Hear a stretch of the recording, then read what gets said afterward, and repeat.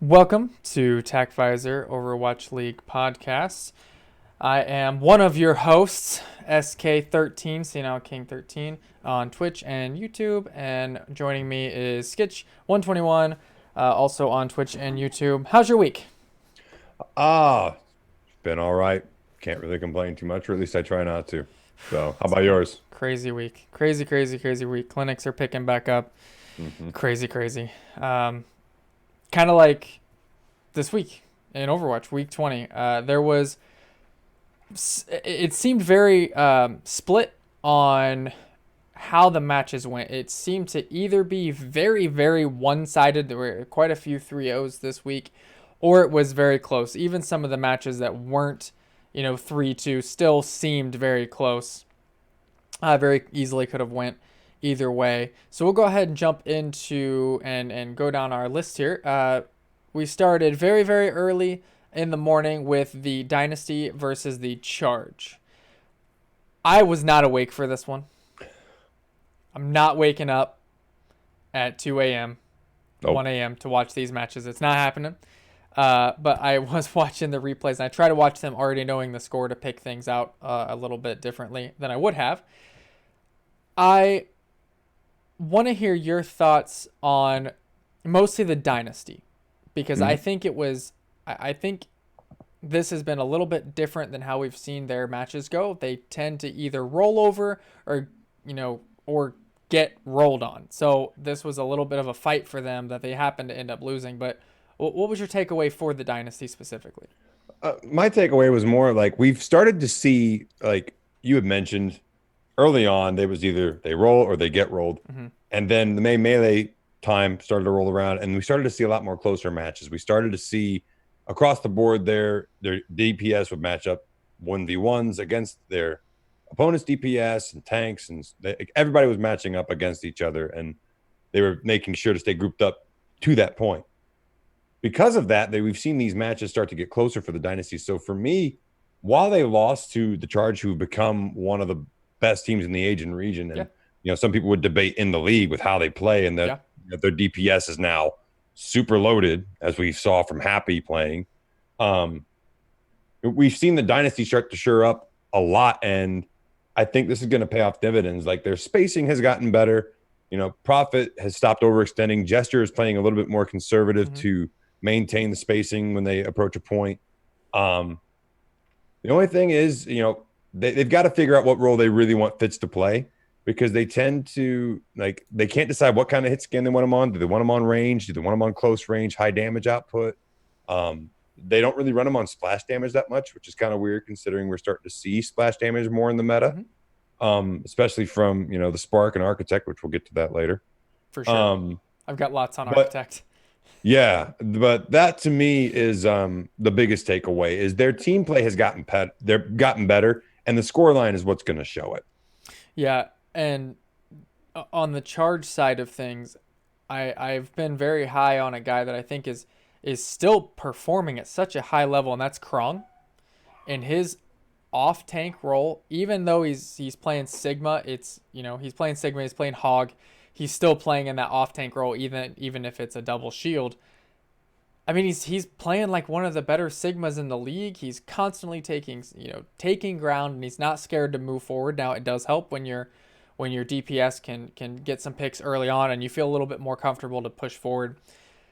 But his positioning above all has been spectacular with him and Rio. They've done a great job, and I think that the whole team benefits. I think the reason that they won this match was because of their tank play. I think it made it a lot easier for them to get picks and win these early fights with the way that Krong and Rio are playing. And that's not to take anything away from the Dynasty. I think the Dynasty had the better DPS on the day. Um, I know that Eileen was holding his own against Prophet there for a little bit. For a Eileen was holding stretch. his own. Eventually, Prophet takes over because it's Prophet, It's profit. and he does Yeah. crazy stuff. Eileen can only hold that out for so long. So Prophet wins those two maps. Well, I mean, it's a team effort, but really, Prophet takes over on two maps. That's about what you're going to get, and then you're going to get average production from him. But I think the tank play is really what won the Charge today. Now, we were seeing a little bit more dive than we're used to from the charge, which is weird considering that they are called the charge, but they tend to take things slow and steady.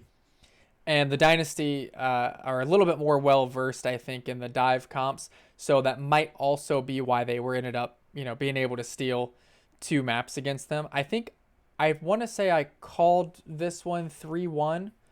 It was a little bit closer than I was expecting.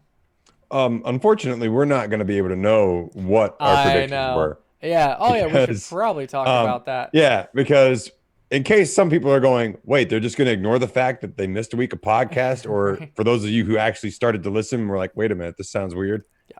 So I have been on like all week and a half. There were little things with Austin's streams or stuff, and I'm like, you might want to fix this, man. Something's off. And he's like, oh, no, everything's fine. Everything's fine. Well, he goes to upload the podcast and half the crew's missing. So, Well, 30% of the crew was missing. It's fine. can you see me? Oh, yeah. I see. I'm looking at you. It's good. It's good. So yeah, if you did happen to listen, I made some very interesting points last week, which is why I left it up. I don't think I took it down. I think I deleted the video, but I didn't take it off of Spotify because it's a lot harder to take off of there. So if you're okay with listening to me talk and then 3 minutes of silence and then me talk again, you can still go back and listen to it. And then laughing But- at jokes that you can't hear being made. Oh yeah, it'll be like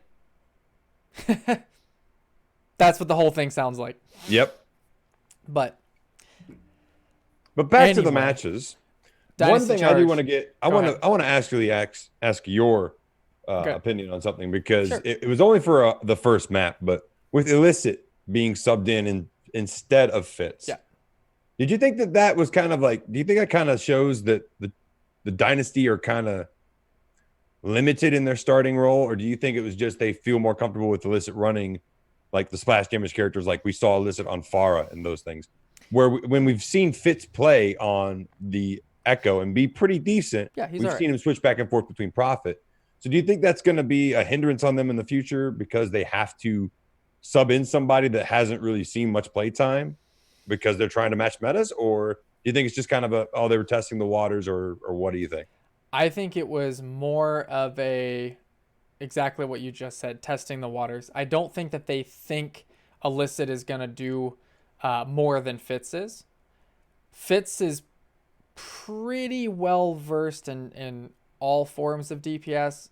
He plays quite a bit. Even if he's not always in the matches, we still know that he's got these other heroes in his back pocket. Mm-hmm.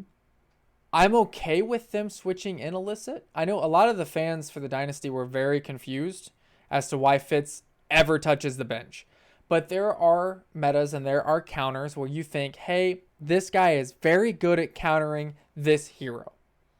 For whatever reason, they can counter this hero. It's almost like you countering a Widow weirdly as Zen. You counter Widows pretty well as Zen. It doesn't make any sense. A different hero might be better for that comp that we are running, but if they have that counter, I don't know if that was the mindset that they had going in.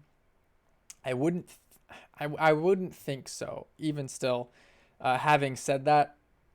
But I'm okay because you have to get them playtime, and maybe with the lockouts that were, maybe they felt like he was a little bit more comfortable against the heroes that they knew were going to be in and couldn't be in. I'm not sure. I would still like to see Fitz in pretty much all the time. I nothing against Illicit, but I agree that he doesn't quite have the experience that Fitz has had so far. I would if I was Dynasty, I would try to keep Fitz in as much as possible, unless there was some very, very explicit reason why they should put in Illicit instead. Illicit reason. Yeah.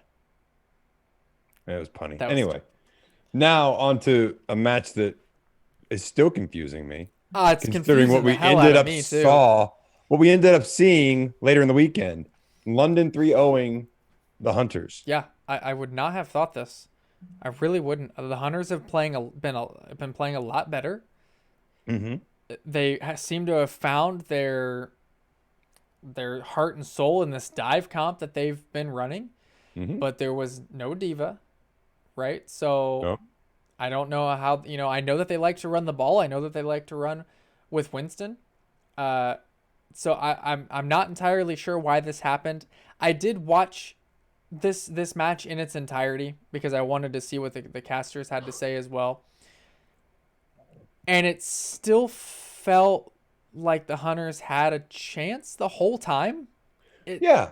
but they didn't, right? Like they just kept kind of making little mistakes that would add up, and then they would kind of just give it to the Spitfire. I don't think the Spitfire were just playing that much better. I think the Hunters kind of gave this one to them, and To I'm not sure. I'm not sure why that happened. It didn't feel like the Hunters put up as good of a fight as we thought they were going to. I should say that Spitfire did. It wasn't handed to them. They still had to win. They still had to make shots, and they did. They played exactly how I thought they would play, which I didn't think would beat the Hunters. No, yeah, and that's kind of what my line of thinking is on it too. It was more like not really necessarily won by the Spitfire, but given away by the Hunters. Right. And I don't know if I honestly don't even really know where to point because you do have to give credit to London's DPS. Sure. Although, and give me a second, Glister, Glister. who I thought very early on was going to be the rookie of the year, to be honest. Very, very early on. But those two guys stepped up their game and they went toe to toe with two of the better DPS in the league, especially if you're just looking at splash damage and Jinmu. He's arguably the best splash damage hero player in the world. One of them. His Spara is just absolutely insane. But Glister, shut him down with the McCree early on. And, although we saw some pretty good flank play from him. So I think the combination of those things kind of maybe caught the Hunters off guard. And then those little mistakes came from that being caught off guard, giving the match away. Yeah, and I think so too. Now, the Hunters had a better showing in their next match. I know it didn't quite go their way, but they definitely had a better showing and they seemed to experiment. But we'll get to that one. One that I wanted to talk about. I'm glad that the Spark played NYXL this weekend, and I'm glad that they played twice, so that I really got to see a lot from Architect. This pickup is immediate. It's immediately apparent how good it is for the team. They just beat a very good NYXL team. I don't think, I know we had talked off stream about this, but I don't think that the NYXL just didn't play well. It was it was very, very messy back and forth. The Spark they really took this one. They played very, very well. They just had enough team wins, team fight wins that they were able to go over. I think that the biggest point, and I don't think most people would notice this, but me as a tank player, that's who I tend to focus on the most. And I think most people either want to watch the DPS or see some crazy support plays from like Jonak or anything. But QOQ outplayed Hotba for most of the match. That was huge for getting the positioning for their DPS, for taking and winning these team fights. Hotba was dying early and often. He wasn't really able to help out, or he was feeding quite a bit because he was out of position. I think that he got outplayed seriously by QOQ, even when they weren't playing the same hero, but they're both playing that off-tank type thing. And I think that was the biggest takeaway for me was QOQ really, really stepping up and beating Hotba, who is, I think, one of the better off-tanks in the league. And he certainly is. And it's kind of nice to, now that you've seen the matches, you probably have an understanding why I was like, QOQ is probably one of, I didn't say off tank, I just said Sigma because it's what we saw the majority of the time. Yeah. One of the best Sigmas in the league already, and he's fresh acquisition. He just got signed. Just signed. A few days before the previous weekend. So like last Thursday. It's probably been a week now. And we hadn't even seen Architect yet. So it's like inserting those two somehow had its own chemistry in a way for the rest of the team. Not just inserting Architect, putting in QOQ was like, oh my gosh. So this is a whole new level. There's a lot to take away from the Spark. as far as how they played, especially with Architect, who I have been beating the drum since September 29th, 2019. He should have been the Overwatch Finals MVP, in my perfect, honest opinion, Yep. because of what we just saw. We saw a diverse hero pool. We saw him make adjustments mid-match. And those adjustments ended up being the difference in NYXL. And even in the finals, it ended up being the difference. Mm-hmm. The Bastion switch, no one would have saw that coming. No one. His Torbjorn play. Like, he played things that weren't even meta, and he came in and set the meta on his own, Incredibly resourceful. setting up plays for the Choyobans Mm-hmm. and the Sinatras and all the rest of the team. But it was all primarily because of him. And we kind of saw a little bit more of that this past weekend. My biggest takeaway is the reason that, as an NYXL fan, I am not like a lot of these casters and some other fans who think that adding Haxel makes them a near lock for finals and possible champions. Sure. Because of our coaching. Why in the world, when you just took the wind out of their sails, it's 2-1, you force it into extra maps, mm-hmm. when honestly you probably, based on time bank and how the Spark were playing, should have lost on Anubis, shouldn't have been able to force extra maps and force a draw. You force that draw, you take the wind out of their sails. You can even see when they start the next map, the Spark look a little lethargic, like, man, thought we had that. We could be winning it right now. But the problem is, as soon as they saw the switch that the coaches made of taking out Nene for Sabiobi, they were like, oh, we got this. This is easy. They just broke up their rhythm. We can exploit this. We've already seen this, because they hadn't seen it since the first map, which was the map they had lost. They won the next one. Mm-hmm. It went back and forth. That broke up that back and forth.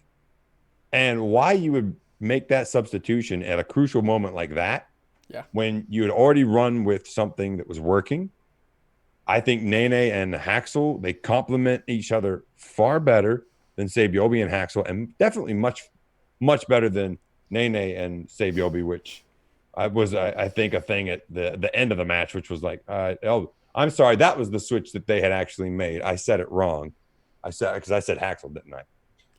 It was Nene and Sabiobi. They subbed in Sabiobi for Haxel. That makes zero sense. None. Like, you basically put in 2 hit scans, right. 2 flankers. Yes, Haxel is a flanker, but if he plays flank, then Nene is going to pick up the hit scan. He's going to do the long range. And if Haxel picks up the area negator like a May, which we know he's very good with, that's when you're going to see Nene switch to the flanker. He's going to do that. He may even roll out a hit scan just because he can sit back while the enemy gets frozen, get that early pick, set up the next attack space for the rest of the team. Why in the world that substitution was made, I don't understand it. And for me, even though the Spark could have easily won this regardless, I think, with how they were playing, I think, to me, that was what gave the match away. Because if you don't make that substitution, you're 2-1 going into Ilios, and you've maintained your synchronization, you've maintained that synergy, and you're playing with players who complement each other far better, you're looking at a win down the barrel. But instead, they made a poor coaching decision. And those are the kind of things that's hard to bounce back from. And we've seen NYXL struggle when a poor coaching decision has been made. Like, you can tell, it's like they can see it themselves going, I don't know why we did that. And so for me, going forward for the Spark, even with how the other result for them ended up going, they have a lot to look forward to and a lot of momentum moving forward. Whereas NYXL, even though they ended up winning their other match, I don't really know how you're going to stay among the elite, because you really aren't even there to begin with right now. Yeah, I couldn't have said any of that better myself. I completely agree. The only thing I want to add about the match in itself that I liked seeing both teams do was we saw a lot more Zen play this weekend than we have in the past, because he's, with a couple of the people that were out, he's able to be a little bit more viable. Both teams were forcing out Zen ults and then still winning the fight. It was poetry in motion And they did it on both sides. There were times, 3 or 4 times when Jonak ulted, and then they still lost the fight. Same on the other side. His name is eluding me currently, but he would ult, and then NIXL would still win the fight. Well, we had So multiple guys play Zenyatta for right, the Spark Bebe, and we also had I think it IDK at happened one point. most with Bebe. So he would ult, and then they would lose the fight. And I honestly think there was one more. I think 3 different players Yeah, played Zen yeah. for the Spark, which But just shows depth. yeah, and I like that that happened quite a bit. So then we had a couple of 3-0s back to back. Let's start with the Shock versus the Eternal. I don't think this was super surprising, super shocking, if you will, uh, that this was the outcome, right? This isn't super surprising. It's Oh, I surprising to think it you? is. You think so? Absolutely. Okay. Because we had seen Paris start to finally, Click a little bit. it started to click and they were winning. They weren't winning fights like narrowly. They weren't like kind of grinding these things out. They were going to team fights and it was like they were curb stomping the other team. I mean, especially how many times have we seen them just roll teams on Junkertown? No, we'd see them roll them and then struggle on other maps, still maybe win the match. But now we were starting to see them go into the melee. They were getting better. They were winning more. They were dominating on different maps. They ran into a Valiant team that, has just started to surface as one of the better teams in the league. Mm-hmm. And for me, they were starting to click and they were starting to look very formidable. And, if you looked across the board, I felt like they matched up pretty well. And most people, I think, felt that they would match up pretty well, at least well enough to get one map and maybe force the deciding map a little bit, like make it higher contested. Sure. Especially if you're playing, with Ben Best and Hanbin. Those two tanks, I think, match up very well against Smurf and Choyobin. As great as those two are. But I think the thing that was surprising was, in my head, the one thing I didn't account for, and maybe this is what could make it not surprising, they finally put Striker back in. Striker's a problem for Nico and for Soon. Like, neither one of them have an answer for that guy. And Rascal, we already know what he can do. Yeah. So it was surprising to me, but it was because of how surprising it was kind of like, go figure. I wasn't surprised, and maybe it's just because I have been pretty critical of the Eternal. Now they've had a couple wins here, especially in the melee. They definitely played a lot better than I was expecting. I just think the Shock are that much better, I guess. Maybe that's why it wasn't so surprising, because I don't think the Eternal are an elite team or anything like that, but I don't think that they're bottom of the barrel. I think that they're a very, middle of the pack team that's kind of looking for that a couple wins to boost them up. Low seed playoff. Right. The Shock is a number 1 seed seeker. That's what they're shooting for. That is within the realm of their possibility. And we'll find out how within that realm this weekend. Right. Teaser. Right. So I guess I'm just not surprised that it went down that way. What about the next one? How surprised were you with the Atlanta Reign 3-0ing the Defiant after losing 3-1 the last time these two surprised. teams met? I picked the Defiant to win again. I think I said either 3-1 or 3-2. So I was a little bit surprised. I was happy as a Reign fan, obviously, to watch them win and beat the team that had knocked them out of the melee. We let the record show that you have gone through 3 different teams. Well, in 3 years. I don't have to explain myself every time, but here's why. You don't have to explain. Jake left the Outlaws. Only reason I rooted for him. Although I do That's like not I do true. like You Dante. like Dante. I like Dante. You like Linkster. Well, they just now started playing him. So after the end of the first year, I rooted for Houston all the way through. I picked up one of the new teams that came in the Titans.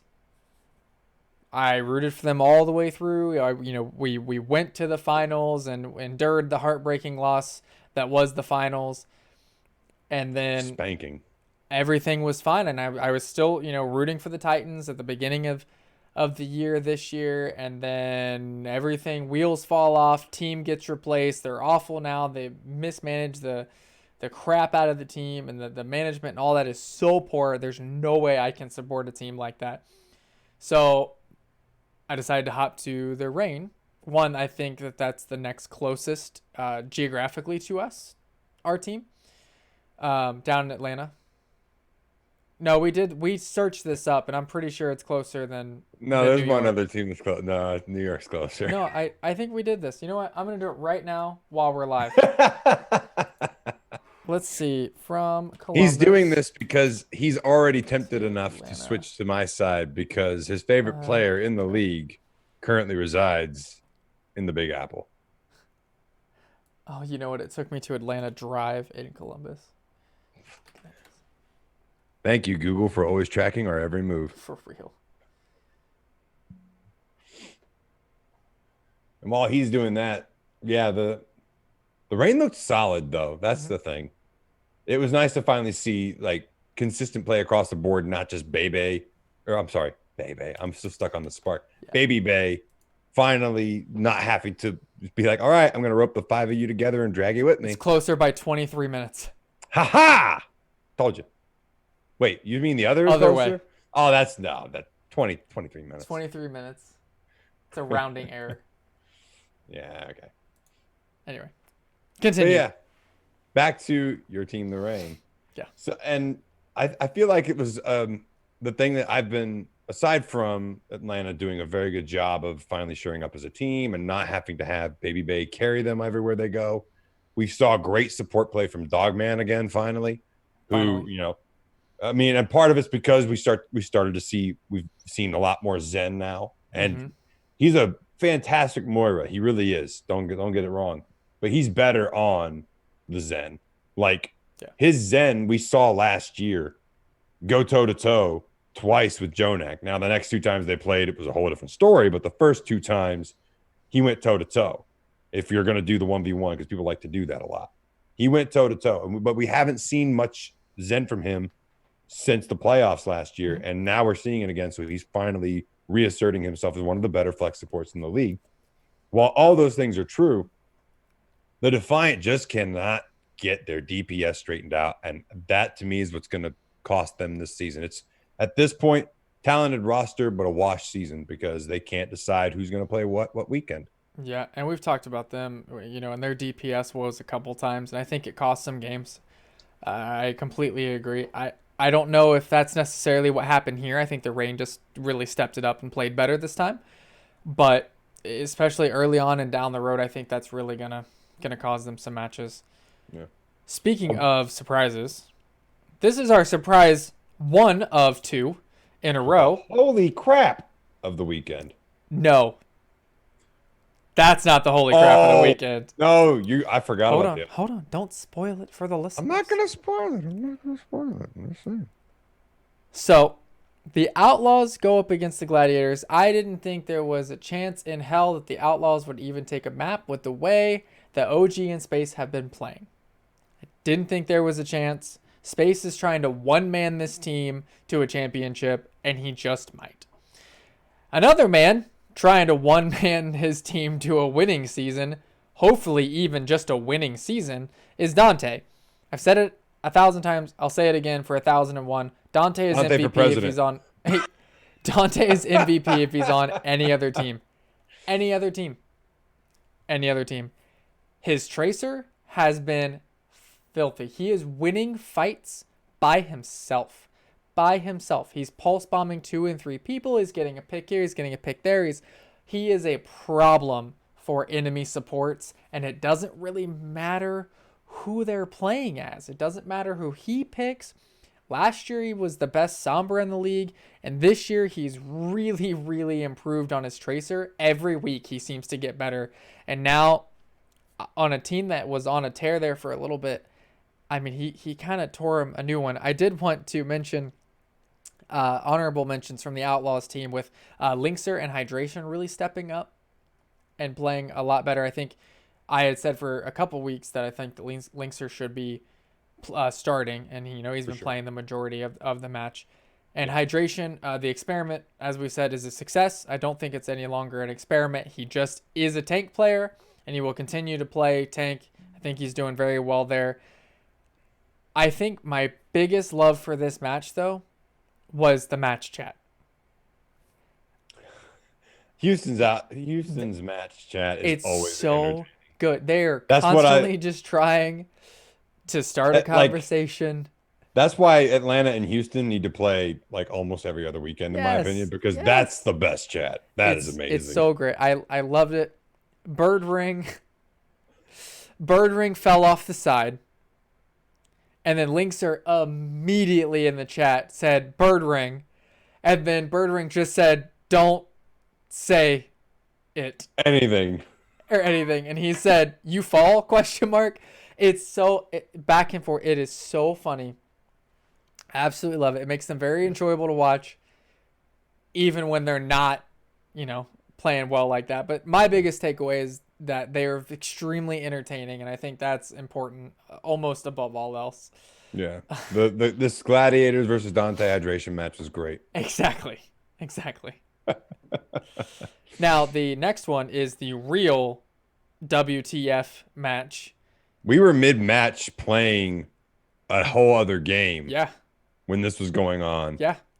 And we both died mid-game because this was on our screens and we're watching it like, what just happened? I really wish I could show the viewers what my notes are for this. Is this a giant WTF? I think that would demonetize us on YouTube. So I'm not going to do that. Cuz Fair. it just says what the actual what the actual So what the WA. actual 5 times on a different line each time. Wait, hang on. Does the font get bigger each time? No, no, Then you did it wrong. You did it wrong. That's the only notes that I took on this match. It's the only note that matters. I don't know what happened. All I know is that the Titans didn't play any better than they have been. And the fuel looked like absolute garbage. Yeah. How did this happen? Honestly, paintbrush and Oni God. Like, Okay. why you don't have decay in there? Can I slap a coach? I'd really like to. I got COVID's over, you can. I'd really like to slap. I'm starting with you, New York, and then I'm moving on down to Dallas. I'm going to slap a couple coaches It's a long drive. But before then, I actually probably should stop in Dallas first and let's slap the GM for signing paintbrush. Yeah. Has this guy even seen a minute this entire year or even the year before? Yeah. No. There's a reason that he got let go because he's just what is it? Trying to think of a good comparison. I'm scared. When Marcus looks at you in Borderlands and says, ammo, without it, you're just a schmuck with a paperweight. Yeah. Skill, without it, you're just a schmuck team with a paintbrush. That's what it is. Like, that's the best I can do because that's how bad it is. Well, like there are no his words. play was just as bad as that joke. So I think it was. Exactly. I think That's it why was it was good. It fits. It fits the bill. And they ran with it all the way to a 3-0. They didn't even switch it after they were 2-0. They didn't go, no, this is kind of a bad idea. Maybe we should do something.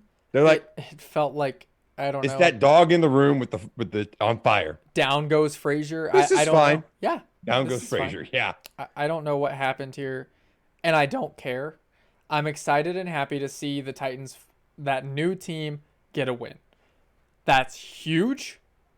Just getting that one win is huge because now there's a little bit of pressure off your back. You know, you're not gonna go and whatever. Now the other team had a win, I believe, or a couple wins, but you're not gonna go and whatever in your debut season. So that win is huge for their confidence, especially against a slightly improving Dallas team. I'm very, very excited that happened. Not just a slightly improving Dallas team. It was a Dallas team that was making a case for becoming one of the best teams, better teams in the league. Not best, one of the better teams in the league. And they just got backhanded. Yeah, they really did. Easily the worst team in the league because of poor coaching decisions. And that's like, we shouldn't, in my opinion, we should never be talking about coaching decisions in any sports analysis. It should always just be about the people who actually set foot on the playing field, digital or otherwise, physical or otherwise. It should only be about them and what they do themselves, not about the coaches putting them at a disadvantage and being like, what can you do? It's all the coaches' fault. Because we shouldn't be focusing on those guys. Nobody even knows their names. Right. On to a match that was less surprising on I how think it, close this was. oh, yeah. The result was, I mean, you can't really say it was surprising No, or no, not because I wouldn't have. The only way I would have been surprised from the Charge Spark match is if one team got a 3-0. right. I didn't see that happening. I had the Charge winning this one because I figured if they beat the Dynasty, then they would also beat the Charge. I like seeing the Charge have to play two very close matches back to back. And I think it shows a huge resolve for them to come out on top both times. And it really sucks for the Spark, who also had to play two very good teams back to back, but they just didn't win this one. Well, I and it was a do reverse sweep too. right, and it was beautiful. And I still think even in this match, I can't talk enough about Krong and Rio.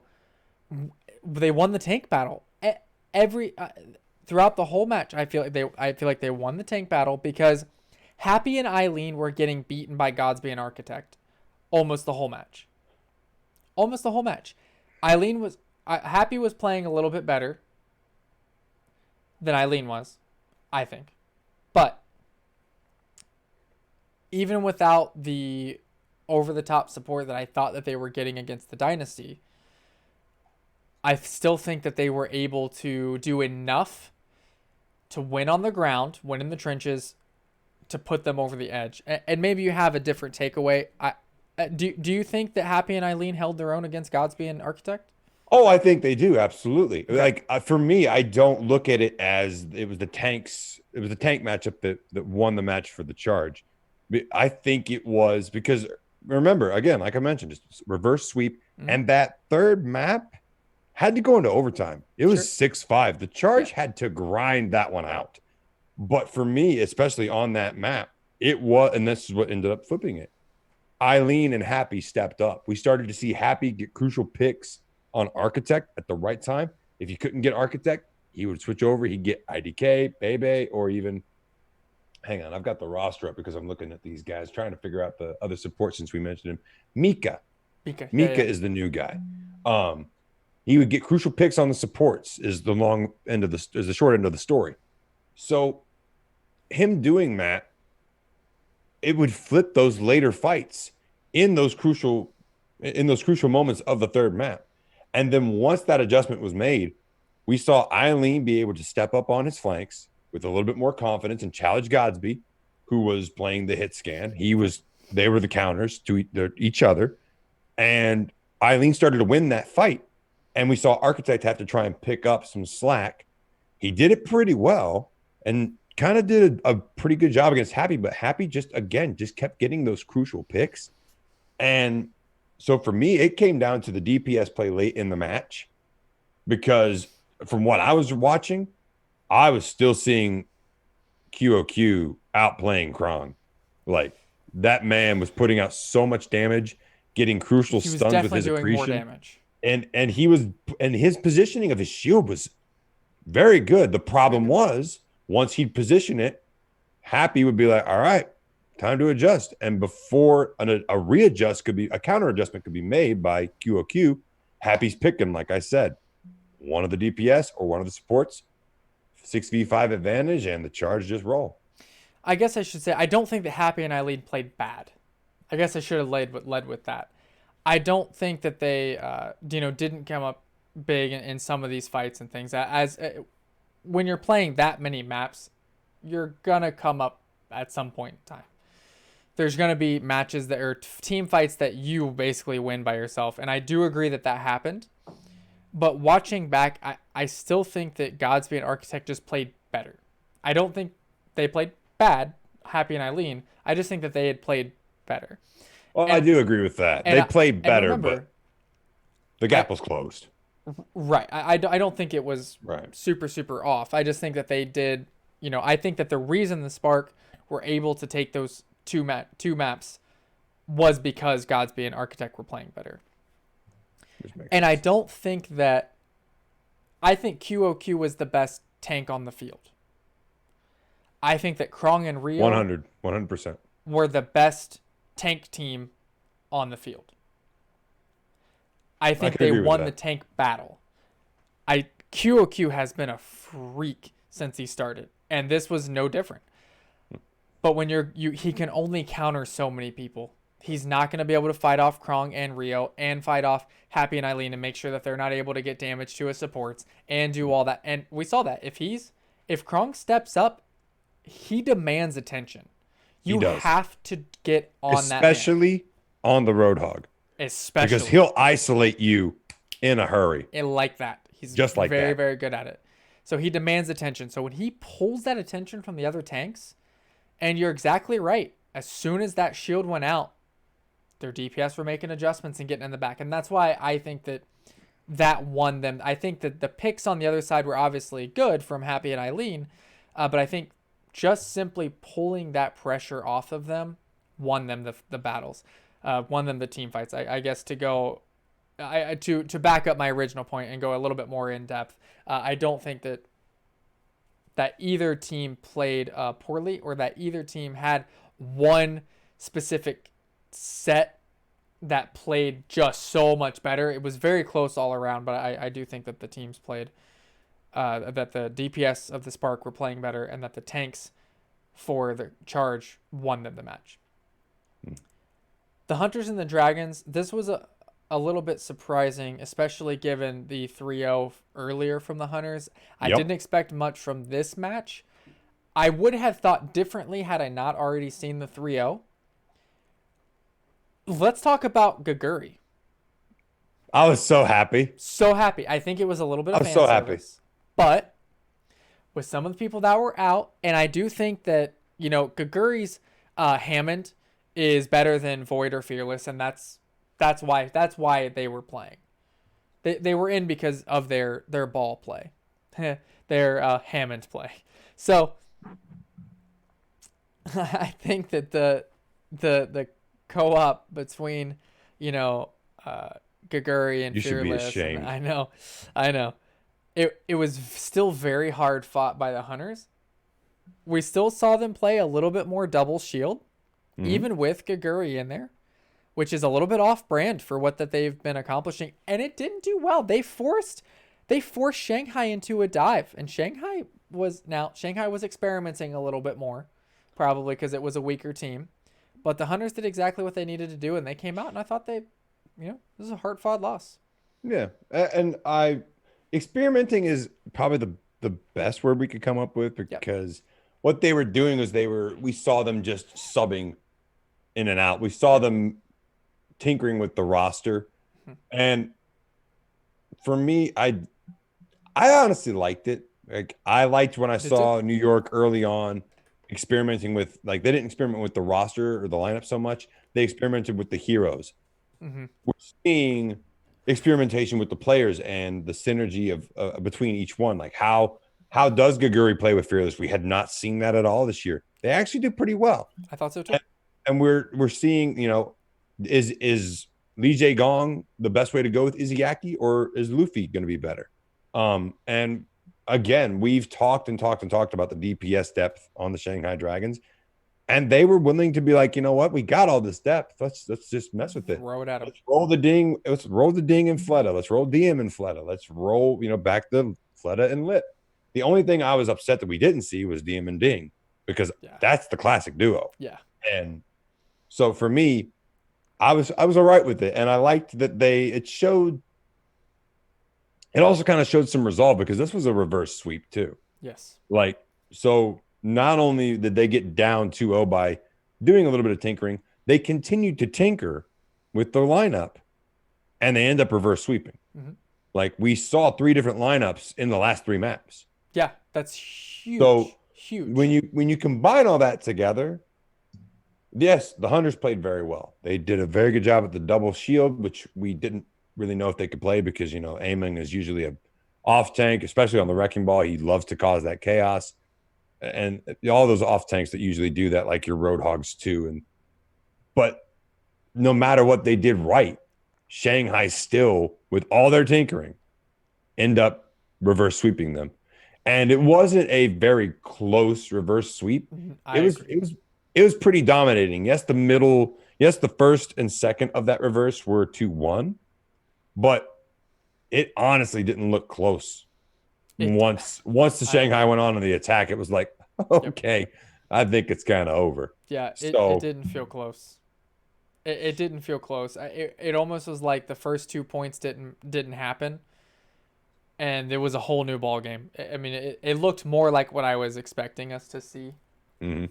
throughout the whole match, and I completely agree that Shanghai was able to not only experiment with the personnel that they were putting in, but also experiment with the characters and the heroes they were playing, Mhm. and they were still able to pull out a win against a team that's been greatly improved over the last couple weeks and has really Very, found their very stride. good. And Yeah. they've gone, Hunters have gone toe to toe with a couple good teams. They just don't seem to be able to really pull it out. And I think that's a talent thing. I think their communication, all that has really improved, but sometimes it just comes down to pure talent. And Shanghai's just a more talented team, unfortunately for them. And I do like the Hunters, a couple times throughout those early maps, forcing the Shanghai Dragons to do exactly what they wanted them to do, forcing switches, forcing heroes that they thought they could counter, and so I do like that little bit of chess, matchy type play. Seeing it from them, I liked that a lot. Unfortunately for them, it didn't quite work out. I want to hear your thoughts now on the Spitfire, another team that's playing twice that we just saw play pretty well, pretty okay, in their first match, as we had said. I think this one was a little bit closer than the score indicates with the 3-1. There were several maps that went to 99-99, or, there was overtime wins. I just don't think the Spitfire have what it takes to win those close maps, right? I mean, they Well, no, and just that's the don't. thing, they don't. So for me, like even Achilles said it, Yeah. I don't think it was all that close. It really wasn't. What I was watching was, we saw the first matchup between these two teams this Mhm. season was the opening match of the weekend. The first map won was by the Spitfire, and they did it not very convincingly, but rather convincingly. But then as soon as that happened, it's like New York's lineup just went, yo, no. It's And then time. they just floored them. Yeah. It was kind of this. The first map was close. And yes, the Spitfire won the second. But after that, like that 3-2 did not, I'm sorry, the 3-1 didn't look close at all. And then even the 3-2 on the final map, Yeah. it's 3-2, but it was not that close. It It really, always felt like, and I think it's easy to say that because it always felt like Excelsior were in the driver's seat. At no point in time did the Spitfire ever look dominant. I right. think that the score, the overall match score of 3-1, I still think it was a little closer than you're depicting, just because they were still getting time. They were still doing pushes. They were still getting up to 99%. But it's still, and I completely understand what you're saying, it never felt like they were in the driver's seat.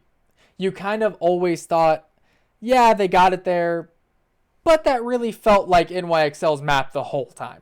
Right. And it did. It did. Even on that first one when it went 99-99. I was surprised. I was like, where the hell did the Spitfire's 99 come from? Because it didn't feel like they really played super well to get it. So I don't know if that's maybe something NYXL needs to look at, giving up free percentage points maybe, but it definitely felt like NYXL was in control the whole time, and they obviously maintained it throughout because it was definitely not close in the Right. last map and a half at least. And that's the exact reason I say it wasn't close because you Yeah. felt like MY. It'd be like, I mean, let's look at other other matches we've talked about where it's been like this could have gone either way, even though it was 3-1 or Yeah. 3-2.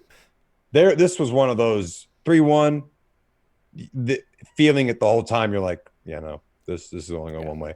I agree. So, but then we get from that like sort of exciting, but also Yeah, not, to just flat out not exciting at all. at all. We don't need to talk about it. Philadelphia just is that much better than Boston. It's They're Boston. just that much better than just about everyone. Uh, Not the mayhem, and we're gonna find out about the shark. So, shark. I Yeah. mean, Uprising did we'll see. have did have a small window of opportunity Woo! to win, not a full map, but a Just a point. point on Just a the point. last map where they did take it to 99%. And I really was like, They did. I mean, let's give them credit. They got map three. win. They got 3 points total on the weekend Yes. against. That's not too shabby for a team that's not that great and is rebuilding currently. That's not too bad to steal. I think 3 points away from the Fusion, but it was pretty ugly otherwise. The What about your last favorite match?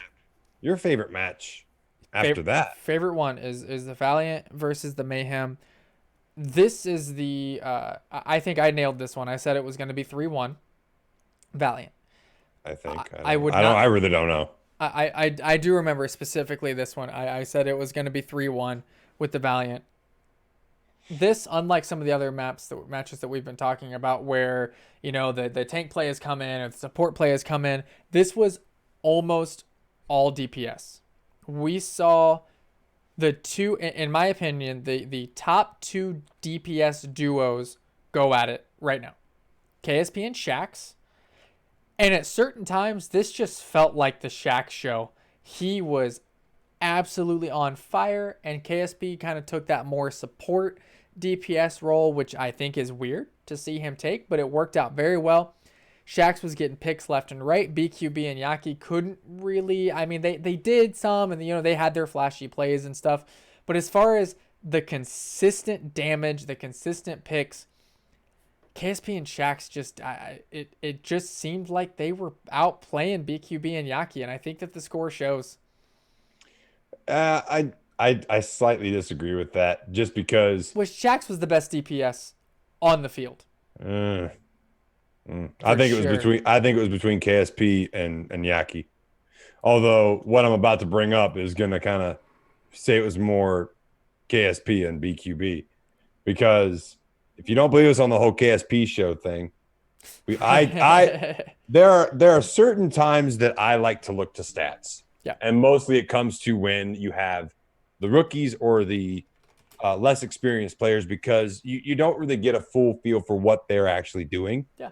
Because of their inexperience and the teammates that they're with who might be more experienced. Like it kind of seems like, oh, they just got that pick. Oh, well, it was because of the tanks and stuff. Let me break this down. Just some updates.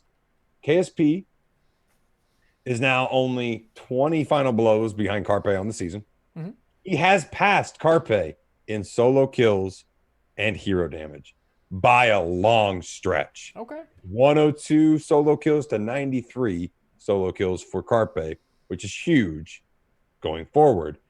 KSP is now 80,000 damage ahead of Carpe in hero damage.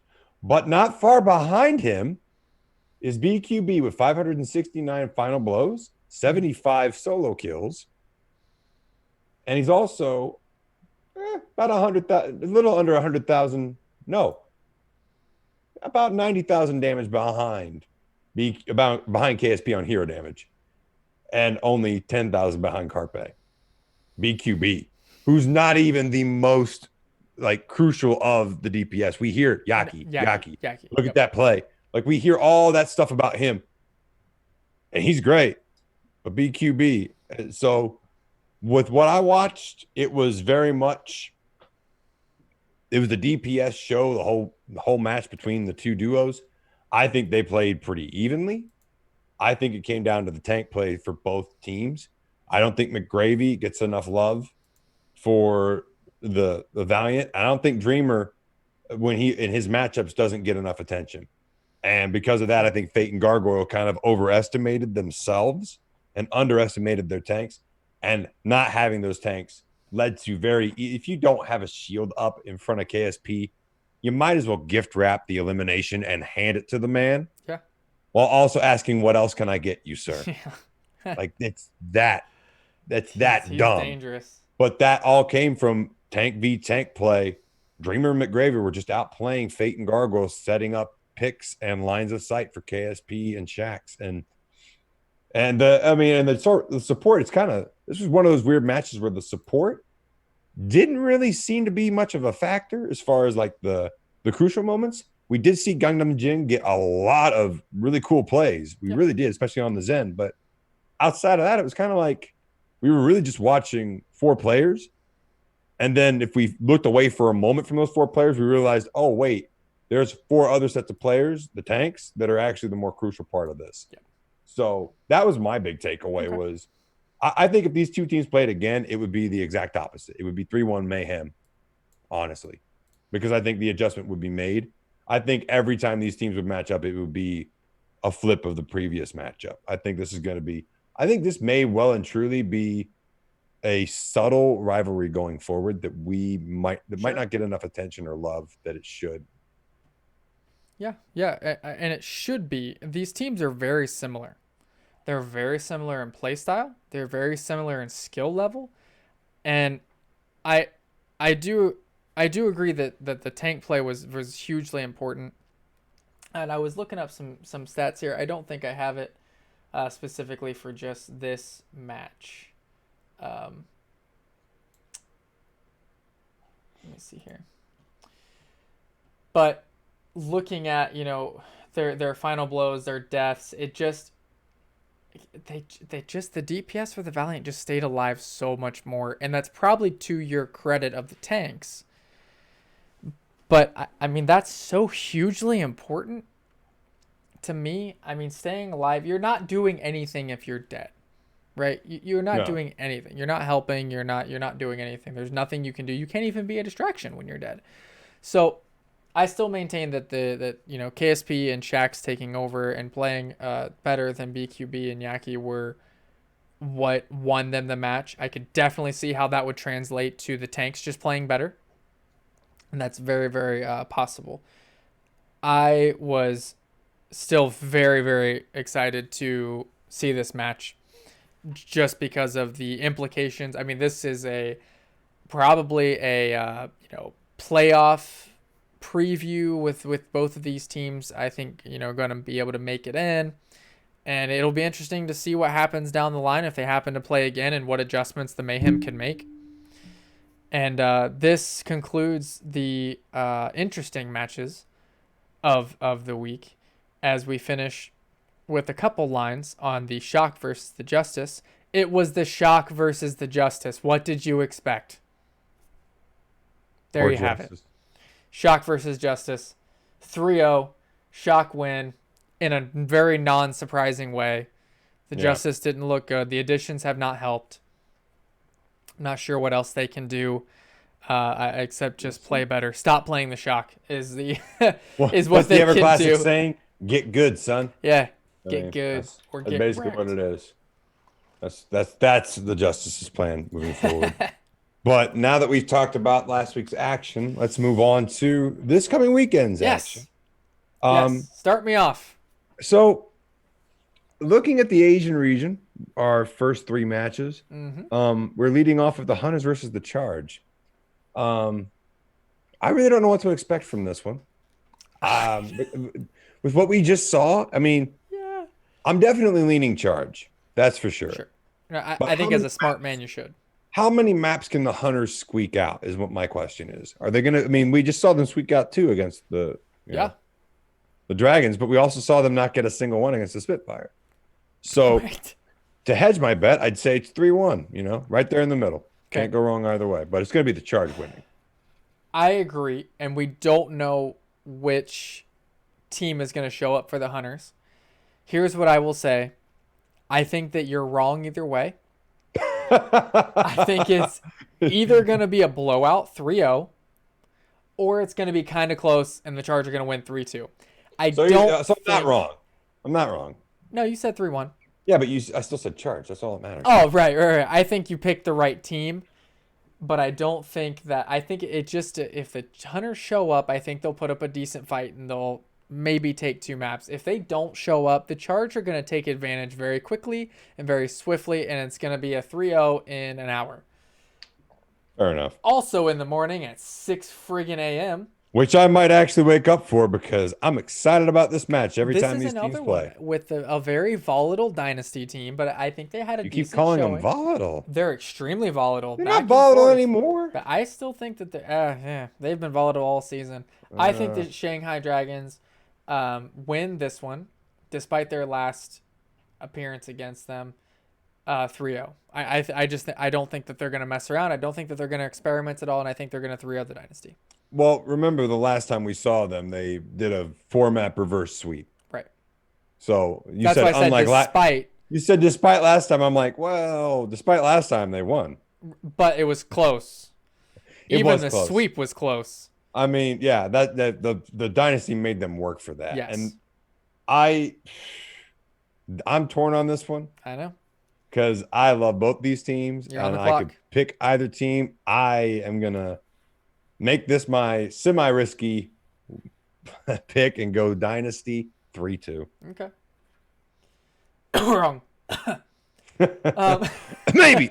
Right. Yeah. Spark Spitfire. This past weekend has ruined so many of my predictions. I'm gonna say 3-1. I think the Spitfire can steal a map away from the Spark if they play like I think they can. But I could very easily see this being 3-0. But I'm gonna say 3-1. I'm actually gonna say 3-0 and I'm gonna go with the Spark. I'm a firm believer in architects still, and I think QOQ is about to just have his way with their Drinking the tanks. Sparky Kool-Aid. Listen, if they made a drink, I'd buy it. Like, could you imagine? Like, look at this. Dude, like this can. Put those colors. Put that pink, that white, and that blue, like this. Make it an energy drink, man. Do you not know about Spark Energy? No, I forget about that Spark Energy. I want this Spark Energy. Mayhem versus Houston. Houston played well. I still don't think that I'm gonna, man. This is Austin's least favorite week of picks, It really is. and we're only 4 matches in. Only 4 matches in. And he's like, I don't want to do this. I want Houston to win again. It's not gonna happen. I think that they lose 3-1. I am But I thought that they would lose to the Gladiators 3-1. right. So what the hell do I know? I'm picking the Mayhem. Of course, it's the smart pick. I'm gonna say honestly, I'm gonna say 3-2. Okay. Just because of 2 individuals, Yeah. Fonte and Linkser. Yeah. I think that their matchup against Yaki and BQB is going to be something to watch. Yeah, I agree. Tank wise, I am very curious to see how Gargoyle and Meko match up. That's going to be fun. Gargoyle's played his booty off. He has. I do think, though, I think if the Outlaws take 2 maps, they win. I think if they take 2 maps, they win. That's a fair jet. I guess. Dallas, Toronto. I have no freaking clue. Okay. Well, I really okay. Let's hedge this one. I almost say we shouldn't even make a pick on this one. We should just kind of skip it for this reason. If Dallas plays their actual lineup, I think it's a 3-1. Okay. If they put in Paintbrush, I'm sorry. That name is just so stupid. I think I have a paintbrush Put around in here somewhere. Paintbrush. Or even if you put in Oni God, that man doesn't even have an Overwatch League photo. If that tells you anything. If they put either one of those guys in, Toronto's going to win 3-2. Sure. Probably even 3-1. So I don't really feel like picking this one because I don't know what lineup we're going to see from the Fuel. Or Toronto. Or Toronto, yeah. Zeke, but Yeah, I don't know how to I'm pronounce still it. baffled by that. Like, what? No logics? No Surefour? I cannot believe that. What about agilities? What? You got those 3, and you put in Zyke with Surefour or Yep. with logics. Like, what are you doing? This is my match of the week. Titans Uprising. Here's why. Both of these teams are awful. Okay. Well, hold up. But Boston has gotten better. Boston has gotten better, and Boston is still respectable in the league, whereas they have still pulled out some wins and all that. Some pretty like But the against the Titans are coming Gladiators. off a win against Dallas in a pretty outstanding fashion. Now, I think that Dallas lost it, the Titans didn't win it, but I'm gonna say Dallas that didn't lose Boston it; they is handed it to them. well. I think that Boston is gonna win 3-1. I think it's gonna be closer though than the score indicates. I think it's gonna be a lot of back and forth. I'm interested to see how Fusions plays because I think the aggressive nature that he plays with is gonna translate very well against a team that does not know how to handle him. So I'm interested. I think he'll end up being the reason that Boston wins. Well, and that's the reason that I'm going to pick 3-0 Boston. Yeah. Just because I think that the conservative play of the Titans is going to just get obliterated by Fusion's play. And don't forget about Jerry. Yeah. Like you give me Shredlock Jerry, I'm taking Jerry every day. Yeah. That kid's filthy. I agree. Absolutely filthy. The last one of that night for Saturday is the Justice versus the Gladiators. The Gladiators just lost to Houston, a team that I think is just only slightly better than the Justice. I think they come back with a vengeance, and I don't think I would almost venture to say that the Justice don't even take a point. I do as well. I think 3-0 Gladiators as well. Yeah. But I also I don't think it's because of like coming back with a vengeance. We should note we didn't bring it up. The Gladiators did not play with OG. Right. So there is a catalyst to the Houston Outlaws win, as impressive as it was. I think OG plays this weekend, and I think the Gladiators return to form with a 3-0. Agreed. Yeah. Now, the question is, what in tarnation is going to happen with this next freaking match? My goodness. I'm gonna tell you what happens. Okay. Listen, this might actually be my favorite match of the weekend. If I have to stay up till 3 o'clock in the morning, I don't give a rip. I'll do it. It starts at 4. No, it's 3. It starts at 4 a.m. I thought it was 3 hours in between matches. It's I thought it was 3. Oh no, it is 4, it's 6, and 8. 4 a.m. And here's the thing. Here's It's my 8 bold a.m. for the other prediction. one. Yeah. The Spark are gonna win 3-1. 3-2 Dragons. I don't know We have why. seen these guys play closely I know. in the past. I feel it in my bones. The Spark are gonna win. The Spark were actually. Anybody else do that? You want to say Shock with Spark and Spark with Shock all the time? Spock. Rock. Get in there. Anyway, I don't forget the Spark were the Dragons' first loss. Yeah. They have that potential. Yeah. We haven't seen them beat them since, but they had that potential and they look better than they did then. Exactly. And with that addition of QOQ and Architect, I think I think Shanghai has. Which off tank do you think is going to play for the Dragons to match up against QOQ? Do you think it's going to be Void or Grigori? It won't be Grigori. And if so, and do you think Void can out? You think that's going to be the key matchup? Is Void versus QOQ? Yes, but I think that I think the overall the tank play from the Shanghai Dragons is better than what the Spark bring to the table, even with QOQ. Just in general, they tend to have a lot more, communication and positioning and all that is amazing. And they've been playing together for a little bit longer. Now, QOQ has fit into that system very, very flawlessly. And they seem to already have a high level of communication, even with him being so new. So I have a hard time saying that. But I think that QOQ is going to be the best tank on the field. But I think that Fearless and Void, Fearless and Gaguri, I don't think it matters. I don't think Gaguri plays again. This is a match Shanghai doesn't want to lose. I don't think we're going to see the experimentation like they did against the Hunters. I think they did that in preparation almost for this match. Probably. So Gaguri, I don't think is going to play. I don't think that they're going to match up well. against what the Spark is probably going to run, but it also is going to depend on what, bans. Do we know the bans yet? A ban. Right. Because from what all indications are, it's supposed to be moving to a one hero ban system. Okay.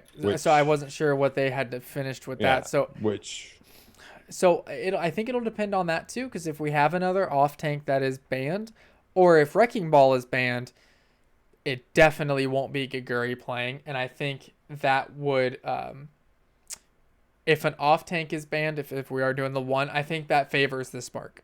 If Sigma is banned, I think it then we got a favors whole other ballgame. Shanghai Well, exponentially.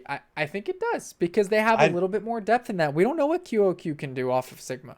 don't forget, Void has been playing a lot of Sigma, and that's why he has looked so filthy. But we've got Gaguri playing anything other than Sigma. Right. But I mean, yes, it's going to favor them because we've Yeah. seen Gaguri be more proven than QOQ, but based on the composition, Yeah. it's going to be a big deal. It's a huge deal. We just don't know. We don't know. It'll really depend on who is banned. And as long as it's not Sigma, then I think the Spark are going to have a fighting chance. I think they're going to end up stealing it 3-1. The one I won't be staying up for is Dynasty Hunters. Two teams that I think have gone back and forth on their play styles. And now I'm it's hard because I want the Hunters to win because they've improved so well and they've lost so many close games. I think they lose another one. I think it's close, and I think it's 3-2. Um, I'm gonna. I'm actually gonna say 3-1 Dynasty Okay. because in my mind, I'm predicting them to be able to pull out a win against Shanghai, and if they do, you're riding high off of that Yeah. into the next weekend. And before we move on, here we go. On June 13th, the Overwatch League will use a single hero pool for the first 2 weeks of each tournament cycle. I have no idea what that means. Is this a tournament? This isn't a tournament cycle. I guess it is because we already did the May Melee. Well, the showdown is coming up, which Blizzard, if you're listening, if you're going to eliminate stages, no more mid-season tournaments. It's at a all. stage.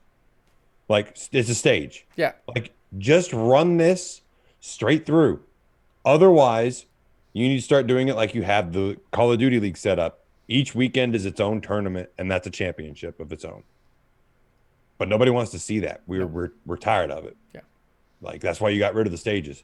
So no more May Melees, no more summer showdowns. I'm not even like, we're going to cover the summer showdown, but I think it's just a dumb idea and it breaks up the rhythm. And it's going to be another, why are we even having hero pools when now we're getting all this creativity? Yep. It's just, I don't get it.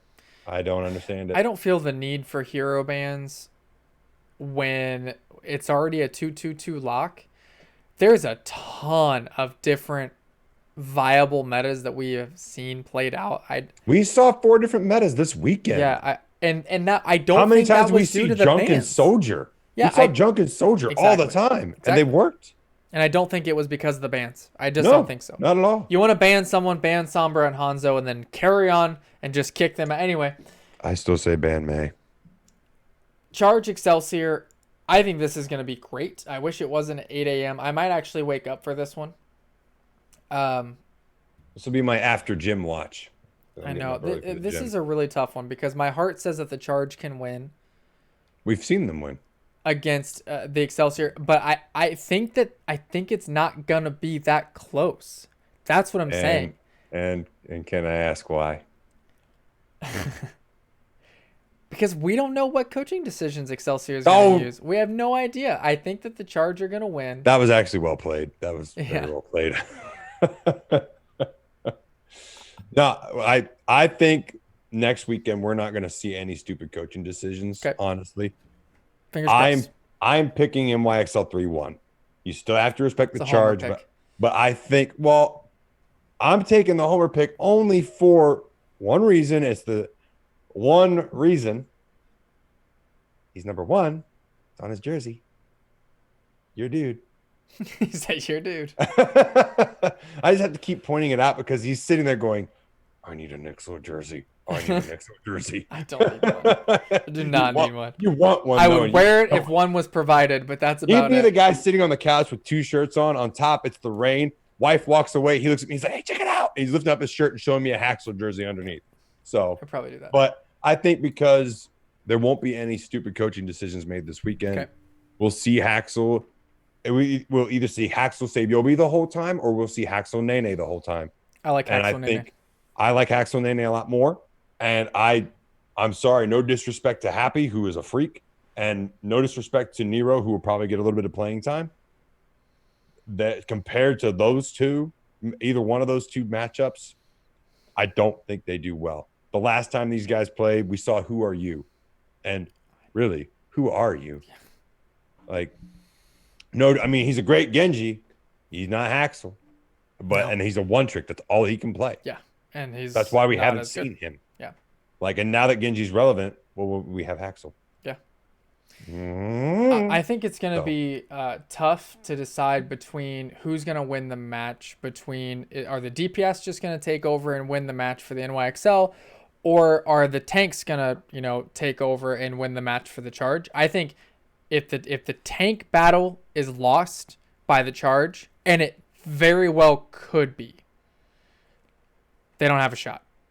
No. I think that the tanks will determine the outcome. I think that NYXL can win the DPS battle and still lose the fight, because we've seen the charge win matches and not win the DPS battle. Yep.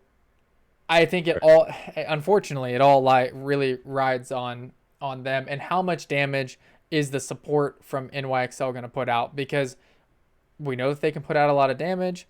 I think that the charge have good supports. I don't think that they're great, and I don't think that NYXL right now, I don't think, obviously they have Jonak, but I don't think that their healing has been spectacular or over the top. Yeah, it's gotten a lot better. But they put out a lot of Transcendence damage. timing this whole weekend way better. Was amazing. Way better. Like, I haven't seen that since probably like season 1, mid-season 2. But like I said, he was still, popping ults and losing the fight. That did happen a couple times. So, and it does happen, to the best of us. But now on to your team with your second favorite boy. Yeah. In KSP. I don't think it's close. I think it's a 3-0. I don't think the Eternal win a map. I'm gonna say 3-2, and I'm gonna say Valiant. Though I could see Paris winning this. Nope. Like I could see Paris being like, we were just playing around with the shock. I mean, we weren't even trying because it's the shock. Let's show you what we can do. Right.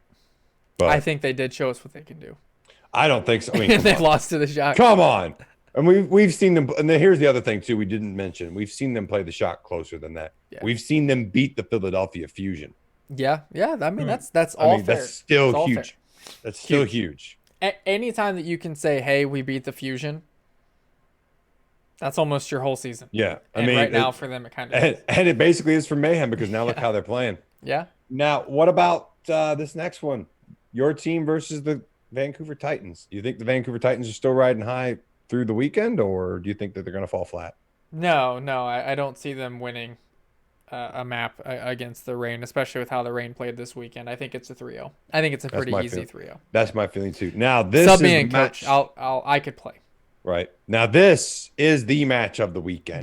The actual match of the weekend. Everybody's going to be watching this. 7 p.m. prime time, Sunday night. Philadelphia Fusion. I'm going to miss it. San Francisco Shock. These two teams have not met yet this year. Everyone was expecting them to meet in the May Melee. Mm-hmm. And Florida Mayhem said, watch this, hold my beer. Or hold my beer, watch this. Either way you want to say it. I don't care. I'm taking the Shock 3-1. I think that's your bold prediction of the weekend. There's a lot of these this weekend that I'm not really sure about. Give me Choyobin over Popo. But are you taking? But the support from the Fusion are so good. Listen, I like Alarm. You're talking about. Hang on, because I don't know if you remember. Not just Violet. Not just Moth. Twilight. Yeah. And we saw Twilight and Violet alone. I know. Just make Paris look like bronze level players. But Fusion has Funny Astro, and I mean they've been playing crazy good.